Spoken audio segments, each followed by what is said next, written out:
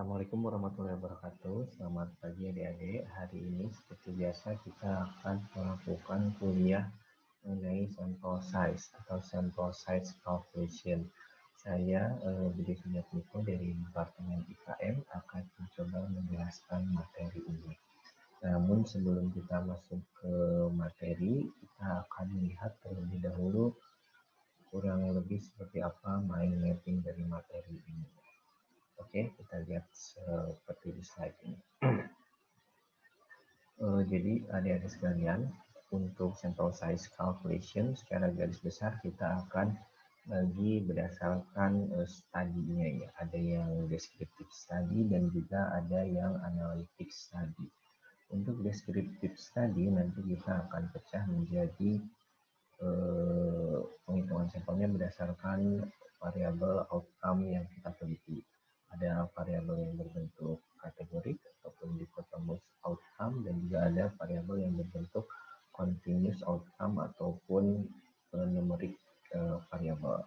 Untuk dichotomous outcome nanti kita bagi lagi, ada contoh perhitungannya ya, ada case 1 dan juga case 2. Untuk case 1 nanti kita bahas secara verbal saja, dan case 2 nanti ada perhitungan proporsi dari tiap variabel outcome yang akan kita hitung. Nah, sedangkan untuk desain study yang deskriptif yang keluarannya berbentuk numerik ataupun continuous outcome, nanti kita bisa pecah lagi contoh perhitungannya seperti berikut ini. Pertama nanti ada case 1 dan case 2, di mana case 1 kita akan melakukan perhitungan sampel dengan dasar variabel yaitu standar deviasi dan juga tingkat presisi yang diinginkan. Sedangkan pada case 2 ini nanti kita lakukan perhitungan yang sama, namun untuk kasus atau kondisi di mana standar deviasinya tidak kita ketahui, maka apakah kita perlu lakukan pilot study ataupun menggunakan expert judgment. Nah, selanjutnya untuk studi yang lainnya yaitu studi analitik, di mana nanti kita akan bagi berdasarkan research design dan juga bisa berdasarkan variabel dari outcome. Nah, untuk research design ini khusus untuk untuk desain yang berupa case control dan juga bisa dilakukan analytical study, maka ada perhitungan sample size dengan pendekatan proporsi populasi yang tereksposur atau yang tidak terekspos ya. Dan juga kita bisa juga gunakan pendekatan dari nilai odds ratio. Nah, selanjutnya untuk desain yang berupa code study, kita akan melakukan penghitungan sample size dengan pendekatan tentu saja perhitungan RR atau relative risk ya. Selain itu, untuk analytic studies, kita juga bisa lihat dari variabel outcome-nya. Jika variabel outcome-nya berbentuk continuous ataupun numerik, maka kita bisa lakukan perhitungan sample size seperti berikut ini. Nanti ada case 1 dan case 2, di mana case 1 kita akan lakukan perhitungan sample size dengan pendekatan combined standard deviation, dan untuk case 2 kita akan lakukan perhitungan sample size dengan pendekatan pilot study. Nah, kemudian ada juga untuk analytic studies kita bisa melakukan pendekatan sample size dengan desain yang dimana kita lakukan paired continuous outcome, di mana data yang akan kita teliti adalah data yang berpasangan, maka ada rumus tersendiri untuk menghitung sample size.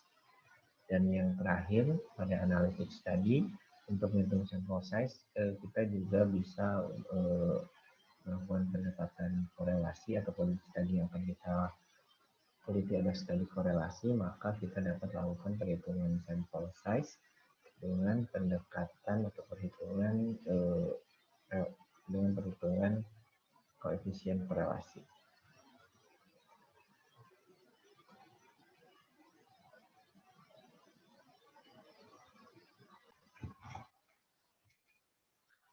Oke, setelah kita overview dari main mapping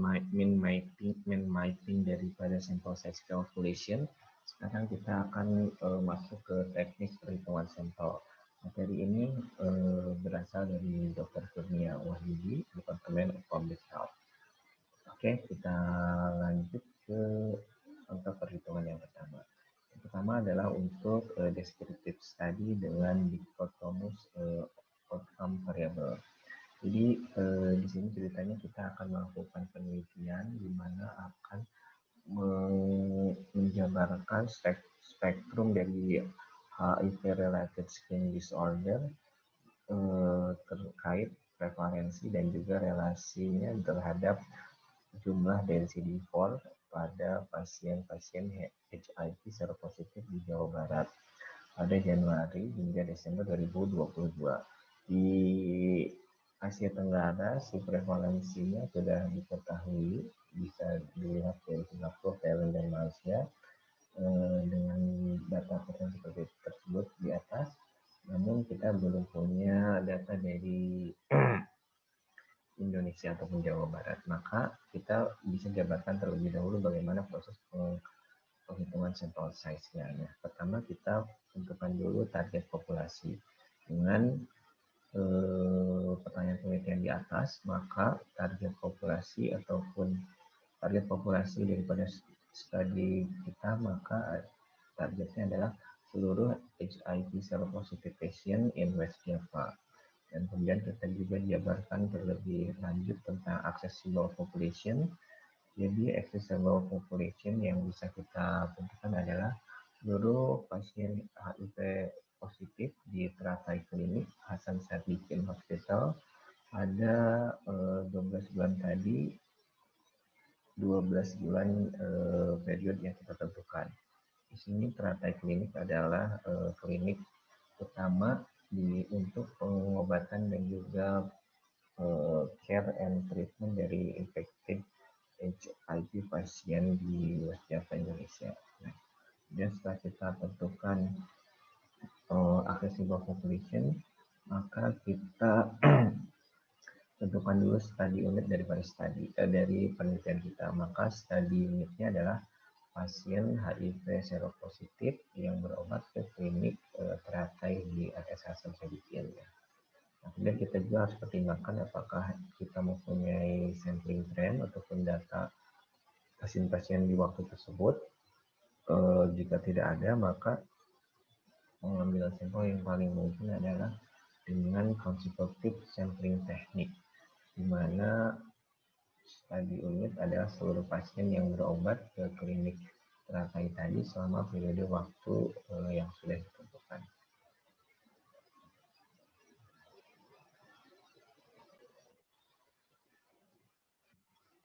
Selanjutnya untuk cabang yang kedua, ini ada descriptive study dengan dichotomous outcome cabang yang kedua. Jadi ceritanya kita ingin mengetahui melakukan studi tentang prevalensi drug eruption di antara pasien HIV positif di Jawa Barat, di mana kita telah mengetahui ada data prevalensi drug eruption-nya dari studi sebelumnya sebesar 30%, dengan confidence interval sebesar 90%, alpha 0,1, dan dengan tingkat presisi 10%, maka kita dapat menghitung sampel size yang tepat dengan rumus seperti ini. Kami kita tentukan dahulu untuk nilai Z satu min alpha dengan confidence interval yang tadi, maka kita dapatkan nilainya 1,645 dengan presisi 10%, maka kita bisa desimalkan menjadi 0,1 dan prevalensi di studi sebelumnya adalah 30,5%, kita desimalkan juga menjadi 0,305, dan kemudian kita dapat menghitung nilai Q di mana Q adalah 1 min P, dan nilai Q ini adalah 0,695. Maka setelah dimasukkan ke dalam rumus yang ini, kita dapatkan bahwa sampel size minimal yang kita harus dapatkan adalah kurang lebih sebanyak 28 pasien. Dengan catatan rumus ini akan valid jika nilai N, jika nilai P dan nilai Q bisa dari sama dengan 5. Di kita nilai NPQ ini ada 12,16, jadi rumus ini bisa kita gunakan untuk hitungan sample size minimal.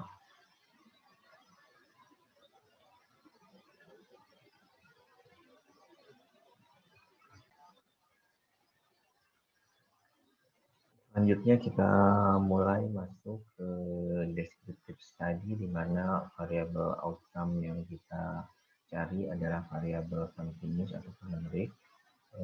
Contohnya seperti ini. Misalkan kita ingin melakukan penelitian untuk menentukan rata-rata HD level di anak kelas 6 SD di Bandung dengan asumsi 90% confidence interval alpha 0,1 dan mean difference ataupun presisinya sebesar kurang lebih 0,5 gram per desiliter, dan kita temukan bahwa di penelitian sebelumnya tahun 2019 kita tahu bahwa standar deviasi daripada hemoglobin level adalah 5 gram per desiliter. Maka kita dapat menghitung sampel size penelitian kita sebesar ini. Kita akan hitung dengan rumus yang ini. Pertama, tadi kita sudah tahu bahwa presisinya adalah 0,5 gram per desiliter dan standar deviasinya adalah 5 gram per desiliter. Dengan zat alfa yang sudah ditentukan, maka kita gunakan rumus seperti ini. Dari perhitungan seperti ini, maka kita ingin menghitung hemoglobin pada kelas 6 SD di tahun 2020, maka sampel minimal yang harus kita hitung, kita dapatkan adalah kurang lebih 271 student. Untuk proses seleksi respondennya, maka dari perhitungan 270 student tadi, maka kita tentukan terlebih dahulu target populasinya, yaitu seluruh murid kelas 6 SD di Kota Bandung. Kemudian aksesibel populasinya adalah seluruh anak kelas 6 SD di beberapa public dan private school of Bandung selama bulan Agustus dan Oktober 2022. Dan kemudian study unitnya adalah each student, dan sampling frame availability, kita perlu memiliki list daripada school dan juga nama setiap siswanya. Setelah kita punya tadi, maka kita tentukan 270 anak tadi berdasarkan teknik stratified random sampling ataupun kita bisa gunakan cluster sampling.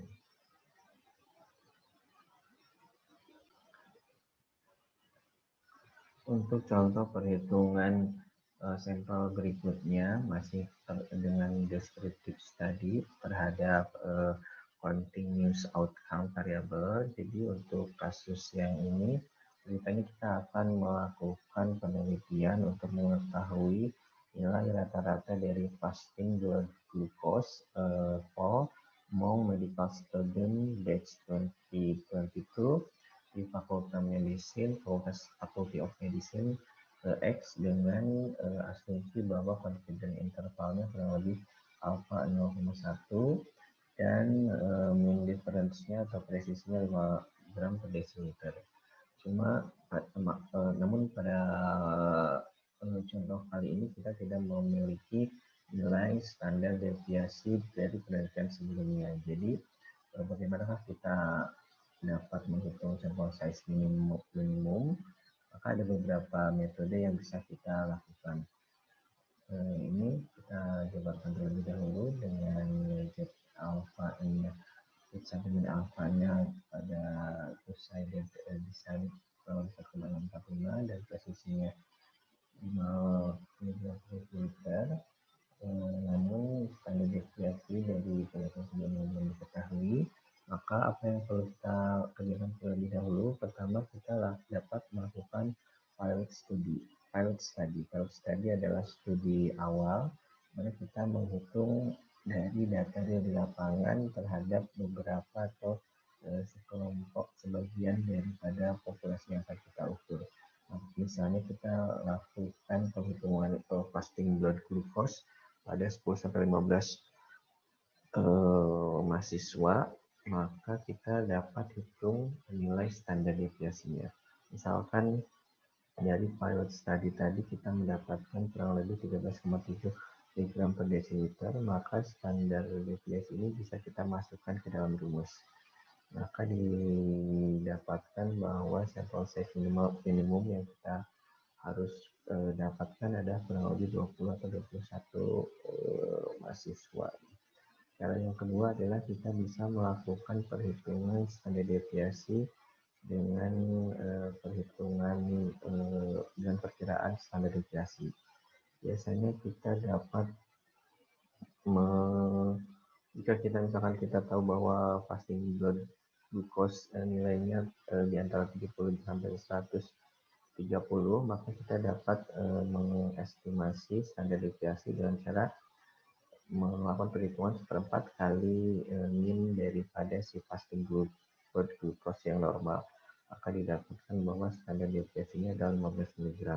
Dengan didapatnya standar deviasi tadi, maka kita dapat masukkan nilai tadi ke dalam rumus perhitungan sampel. Maka dengan rumus ini kita harus mendapatkan kurang lebih mahasiswa untuk dites fasting blood glucose-nya sebanyak 25 mahasiswa. Cara yang lain adalah kita bisa menggunakan standar deviasi daripada expert. Jadi kita bisa minta ke expert yang ahli di bidangnya, pada dokter, mungkin dokter spesialis penyakit dalam yang sudah berpengalaman di bidangnya. Kita bisa mintakan asumsi berapa kurang lebih standar deviasi yang paling ideal. Namun untuk teknik ini adalah teknik yang paling lemah dan tidak disarankan untuk dilakukan. Nah, setelah ditemukan tadi jumlah sampel minimal, maka kita akan desain bagaimana kita mengambil data fasting blood glucose pada mahasiswa tadi. Maka pertama kita tentukan dulu target populasi, di mana target populasinya dalam hal ini sama dengan accessible population, yaitu seluruh medical student angkatan 2022. Studi unitnya adalah tiap-tiap mahasiswa yang akan dicek fasting blood glucose-nya, di mana jika kita memiliki sampling frame availability, kita bisa tahu ada list nomor daripada mahasiswa, maka kita bisa menggunakan sampling teknik, yaitu teknik simple random sampling ataupun stratified random sampling berdasarkan gender ataupun karakteristik yang lain.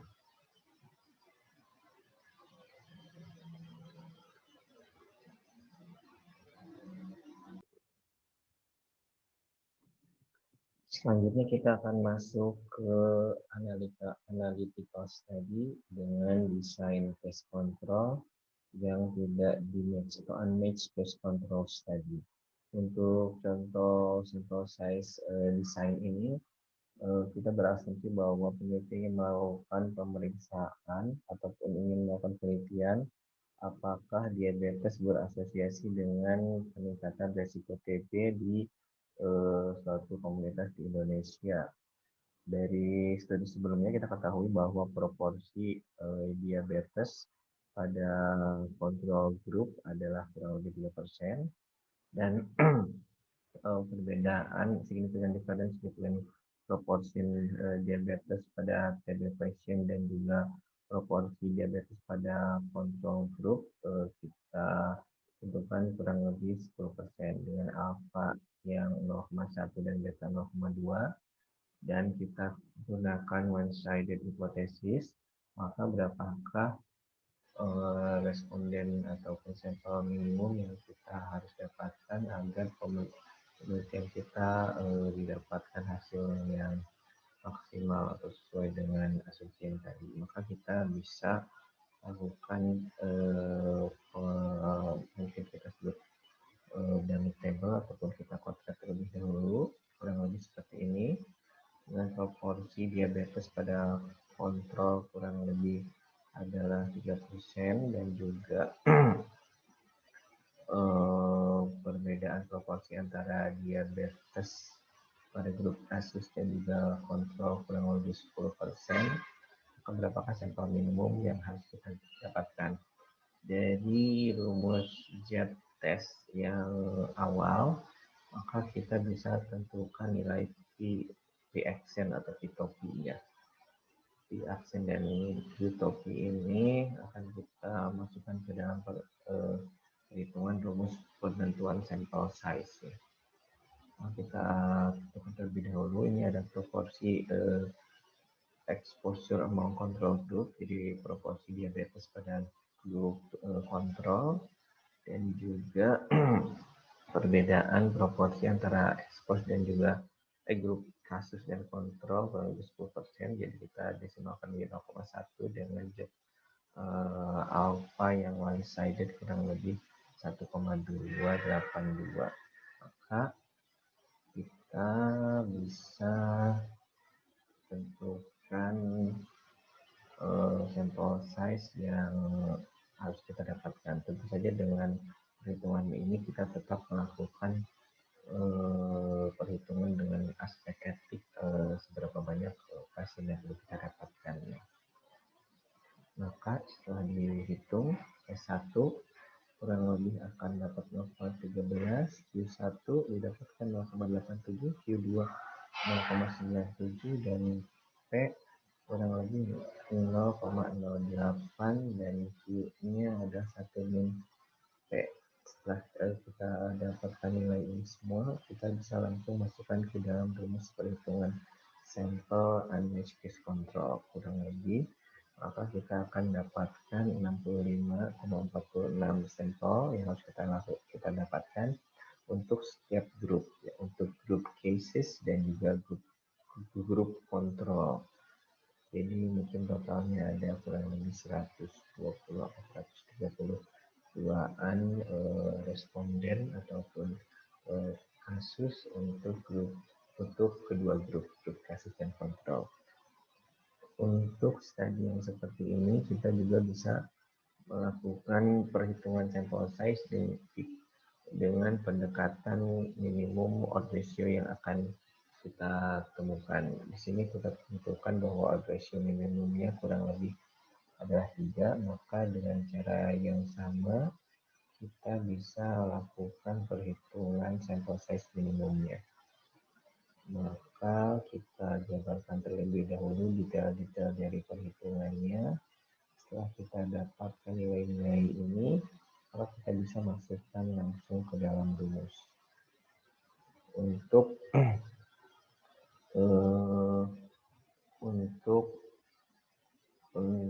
kondisi mana kita ingin menentukan bahwa odds ratio yang akan kita dapatkan sebesar minimal 3, maka sampel minimum yang harus kita dapatkan kurang lebih adalah 160 atau 161 TB patient pada grup kasus dan juga 161 responden pada grup kontrol. Ini lebih besar karena kita set odds ratio-nya minimum 3, ya, dan itu saya rasa odds ratio 3 itu adalah odds ratio yang cukup besar.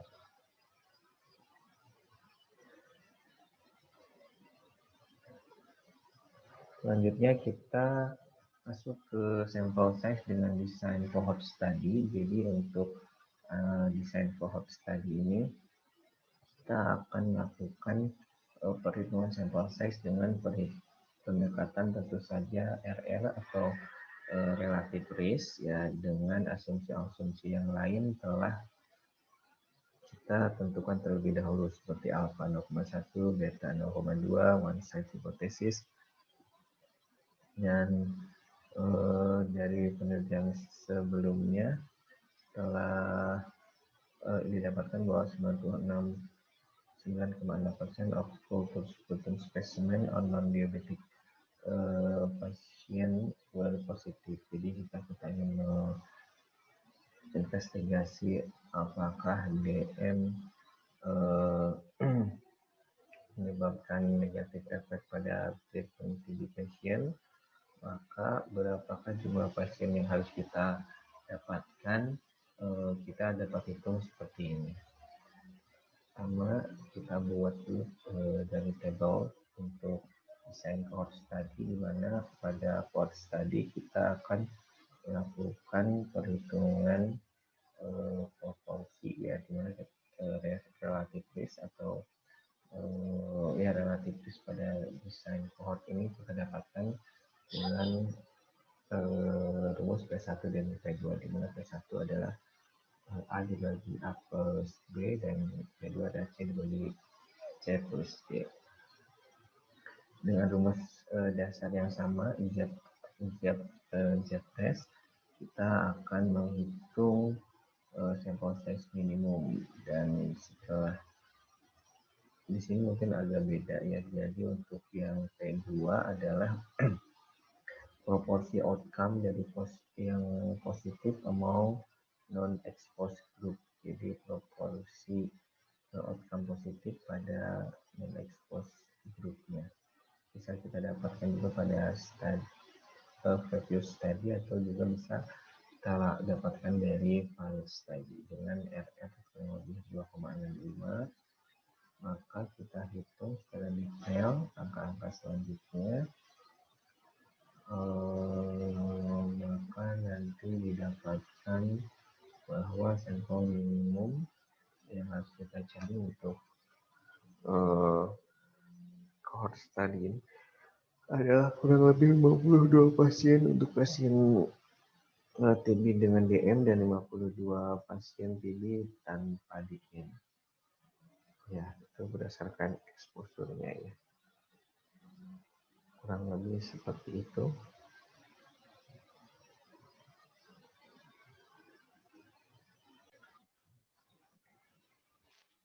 Ya, kita hampir sampai ke sesi terakhir. Jadi pada contoh perhitungan sampel size berikutnya adalah kita akan melakukan analytical study of continuous outcome kasus yang pertama, ya. Jadi di sini kita akan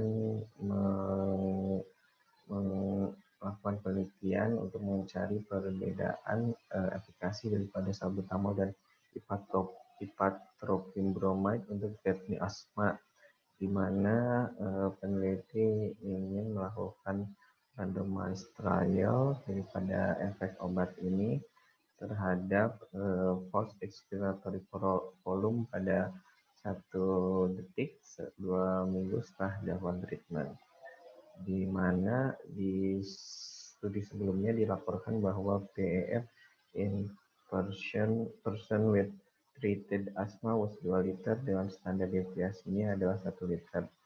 Di sini jika investigator ingin melihat detect difference dari PEF-nya kurang lebih 10% dari dua grup ini, maka berapakah sampel minimum yang harus kita lakukan pemeriksaan agar mendapatkan kondisi seperti di atas. Maka pertama yang harus kita lakukan adalah membuat skema dulu tentang data-data apa yang sudah kita dapat. Nah, di sini mungkin yang berbeda dengan rumus yang sebelumnya adalah kita perlu mendapatkan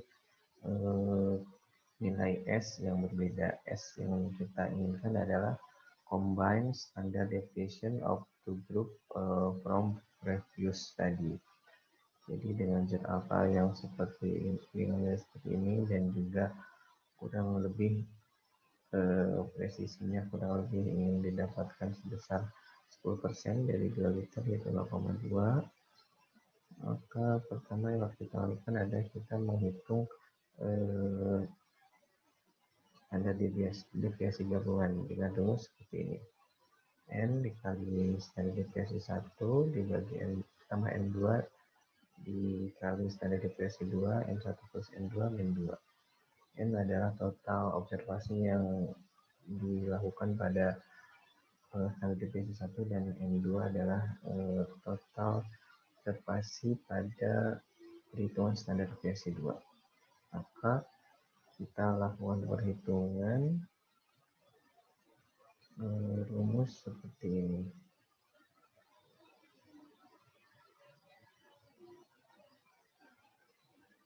Setelah dilakukan perhitungan dengan standar deviasi yang gabungan, maka bisa didapat kurang lebih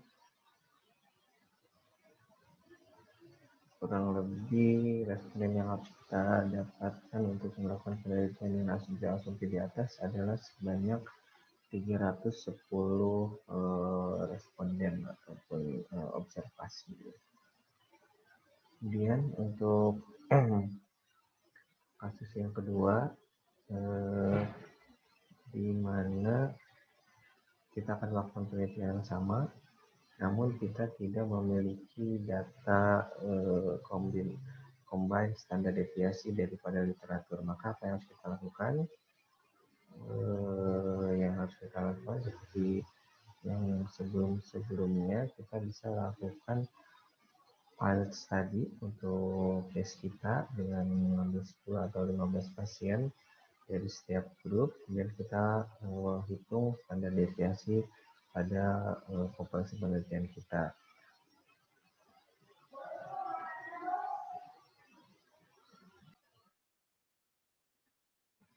Untuk desain selanjutnya, yaitu kita akan melakukan perhitungan sample size pada analytical study daripada data continuous yang berpasangan.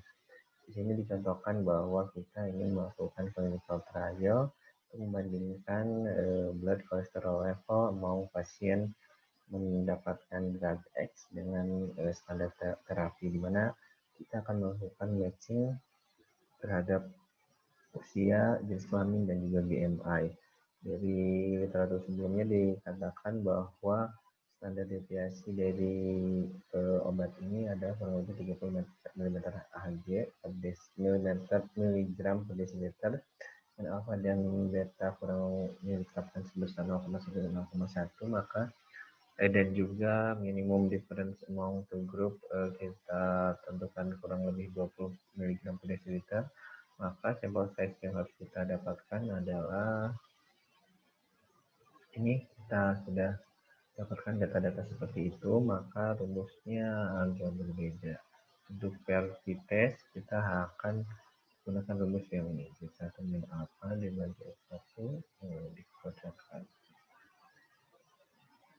maka hasilnya adalah kurang lebih seperti ini. Jadi minimum kita akan dapatkan 20 pasien setiap grup untuk data untuk studi analytical study dengan data yang berpasangan. Selanjutnya ada desain yang terakhir, kita ingin mengetahui korelasi suatu penelitian korelasi dengan variabel yang continuous. Maka data yang perlu kita dapatkan atau kita harus punya adalah data koefisien korelasi di penelitian sebelumnya. Jika di sini kita tahu bahwa kadar vitamin D mempunyai positif korelasi dengan bone density pada dewasa, pada populasi dewasa dengan alfa 0,1 dan juga beta 0,1 dan juga desain one-sided hypothesis, maka sample size yang dibutuhkan untuk melakukan penelitian yang mirip seperti ini adalah kurang lebih seperti ini rumusnya. Jadi di bawah sini ada variabel koefisien korelasi yang harus kita masukkan untuk mendapatkan sampel minimum. Dan setelah ADW atau Bapak Ibu sekalian bisa masukkan saja angka-angka tersebut, maka sampel minimum yang dibutuhkan untuk melakukan penelitian korelasi seperti asumsi yang kita inginkan adalah lebih 40 responden. Sekian materi sample size calculation ini selamat mencoba dan juga coba dihitung manual lagi ya. Oke, mohon maaf kalau ada kekurangan. Silahkan referensi seperti biasa bisa dibuka di buku Haley ataupun Dawson dan ya Haley dan juga Dawson, silahkan. Atur nuhun. Wassalamualaikum warahmatullahi wabarakatuh.